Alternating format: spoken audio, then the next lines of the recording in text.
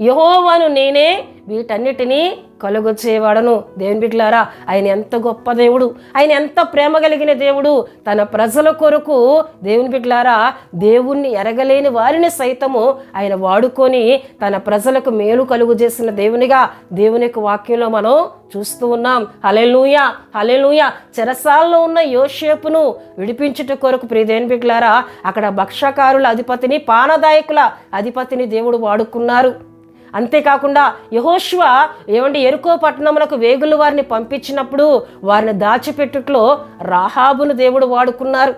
ఎస్తేరు రాణిగా చేయబడుటకు దేవుడు మొర్దెకైను వాడుకున్నారు. హల్లెలూయా. దేవుని బిడ్డలారా, ఆయన ప్రజల కొరకు దేవుడు మనుషులను వాడుకునే దేవుడు. ఆయన ఏర్పాట్లో ఉన్న వారిని ఆయన వాడుకునే దేవుడని మనం ఎప్పుడూ మర్చిపోకూడదండి. హల్లెలూయా, హల్లెలూయా. ఎందుకంటే ఆయన ఏమైనా చేయగలిగిన దేవుడు. మనకు మేలు చేయుటకు, మనకు సహాయము చేయుటకు అవసరమైతే దేవుణ్ణి ఎరగలేని ప్రజలను కూడా ఆయన వాడుకొని వారి ద్వారా మనకు సహాయము కలుగజేసే దేవుడండి. హల్లెలూయా. కోరేసును వాడుకొని మరలా దేవుని మందిర పనులను ప్రారంభించినట్లు దేవుని యొక్క వాక్యంలో మనం చూస్తూ ఉన్నాం. హల్లెలూయా.